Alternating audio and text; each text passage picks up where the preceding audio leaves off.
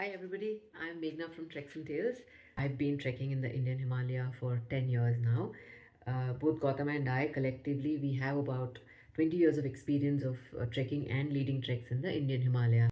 We have led hundreds of people across different trails in the Indian Himalaya, and we feel that these are the few mistakes that people do over and over again even after we telling them not to do it. Please watch the video till the end so that next time when you go on a Himalayan trek you don't make the same mistake.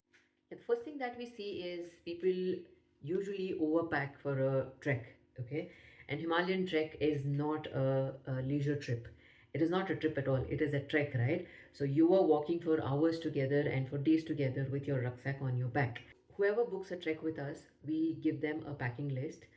So this packing list is specific to the trek that they've booked with us. So if it's a winter trek, it's a different packing list. It's a summer and a monsoon trek, it's a different packing list.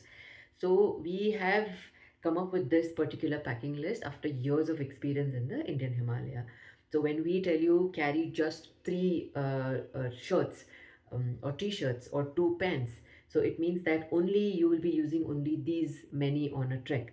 So there is no point overpacking. There is no point carrying things that is not needed. Your wardrobe to go on a Himalayan trek, an ideal rucksack with everything you need for a 5 day or a 6 day trek will weigh only about 6 to 7 kilos.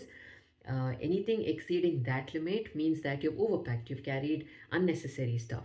So next time when you pack your rucksack, make sure that you're packing what's mentioned in the packing list. Don't carry anything extra because every gram matters. The next mistake that we see is people hiking in their brand new shoes without breaking in before coming on a Himalayan trek. So when you book a trek with us, we make sure to tell you to break into your new shoes if you're buying a new shoes. If not, it's okay. But remember that if you're buying a new shoes to go on a Himalayan trek, please break into that shoes before you come on the trek. So when you're prepping for the trek, when you're going for walks or when you're running, make sure that you wear that shoes so that you also get used to that shoes. You also know what the weight feels like.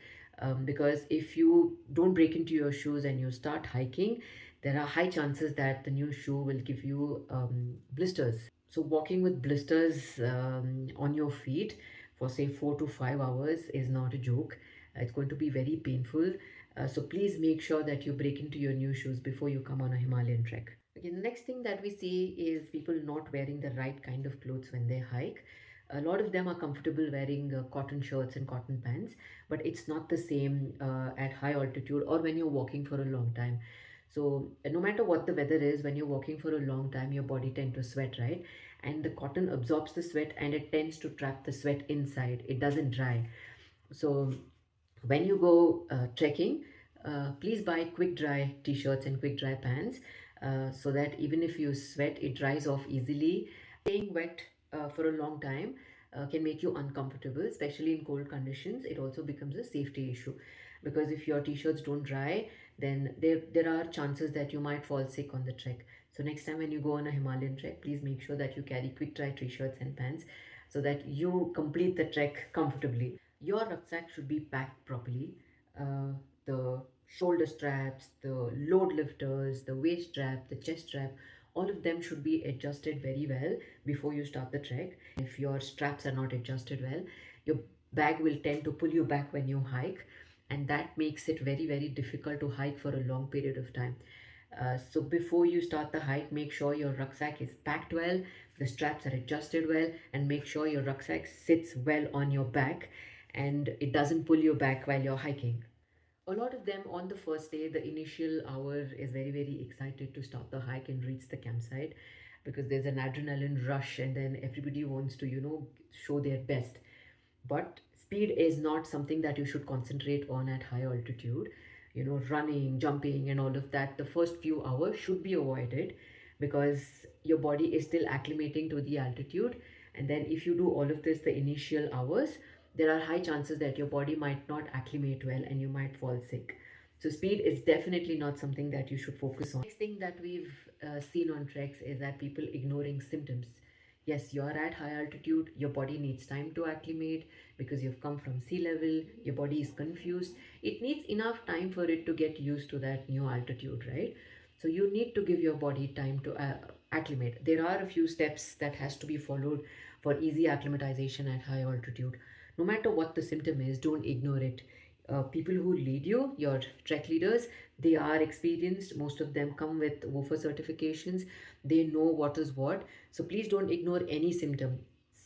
A symptom as simple as a headache or acidity, these cannot be ignored at high altitude. And self medication is something that we have seen, and it is not good to self medicate at high altitude. We all respect the immense knowledge that we all have about medicines, but at high altitude it's a different ball game. So please make sure that you go to your trek leader, you tell them what you're feeling, so that they come up and they diagnose the problem, and then you don't suffer. We have also seen people skipping meals on treks. The most common reason is loss of appetite. Yes, some people lose their appetite at high altitude. Some people, feel extremely hungry at altitude. They eat more than what they eat in the plains. It's absolutely okay. Just because you don't have appetite, you can't skip meals, because skipping meals, leads to low energy, because you are walking for at least 4 to 5 hours in a day, right? And you're using a lot of energy when you're walking, using a lot of salts. So you need to re-energize yourself, and that can happen only if you give your body food, only if you give your body fluids. Hydration is the key to easy acclimatization or quicker acclimatization. It is difficult to drink cold water at high altitude when the temperature is already cold outside, but you need to keep sipping water throughout the day when you're hiking. You cannot wait to take a break and then drink water. Keep sipping water. 1 2 sips is absolutely fine when you're hiking. Please keep eating nuts or chocolates. Sugar usually gives instant energy, so that helps a lot on treks. So if there's loss of appetite for more than a day or two, then please get help from your trek leader, because sometimes loss of appetite for more than 2 or 3 days can lead to something else. Yeah, this sounds very silly, but it's very important when you're on a Himalayan trek. We've seen a lot of people come with just 1 or 2 pairs of socks. um, it's not advised to be repeating socks every day, walking in the same socks every day, because when you're walking for long hours you tend to sweat inside, right? So your feet needs to stay dry, it needs to stay warm. So every day you need to change your socks. So one thing that we suggest our trekkers is that once you reach the campsite, change into your footwear, your camp footwear, and dry your socks outside. Yes, that helps it dry, and then you can use the same socks the next day, or give it a break, use a fresh pair of socks the next day, and then you can alternate the socks. So carrying enough socks on a Himalayan trek is very, very important, no matter what the season is. Please pay attention to drying your socks after you reach the campsite, and changing into dry socks once you reach the campsite. Attention to layering, depending on what kind of trek you're on or what season you're trekking in. Layering is very important. We've seen a lot of people say that, oh, मुझे तो ज़्यादा ठंड नहीं लगता है, so I'm okay with the t-shirt, but it doesn't show it then. So your body also needs time to acclimate. So your body needs to be warm. Even if you don't feel the cold, make sure you're always wearing a jacket after you reach the campsite, because the weather in the mountains is very unpredictable. People who have trekked before, know it. So please make sure that you pay attention to the layers that you carry on the trek. Last but not the least, not protecting yourself well from the sun. To be protecting yourself from the sun as much as you can, because as the altitude increases, the sunlight becomes harsh, right? The UV rays, they are stronger than the lower altitude. So make sure you have your sunscreen on your exposed skin. So it is also believed that you need to be reapplying sunscreen every 2 hours. Only then it has an effect on your skin. If you just apply sunscreen when you start the hike, then you apply it the next day, it usually doesn't work on your skin. And also make sure that you have uh, skins on. If you cannot wear a full sleeve t-shirt, so make sure you wear skins on, so that your skin is protected from those harsh UV rays, that harsh sunlight.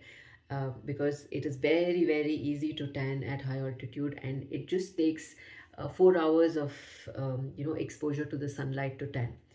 We hope whatever we've pointed out in this video helps you to prepare better for your next Himalayan trek. We hope to come up with such content so that it becomes easy for you all to prepare for your Himalayan treks. If you have any doubts about prepping for Himalayan treks, be it your first or your 10th, please hit us up. I'm more than happy to guide you to have a successful and safe Himalayan trek. Happy trekking, trek more, explore the Himalaya, and keep in touch with Treks and Tales. Thank you for watching.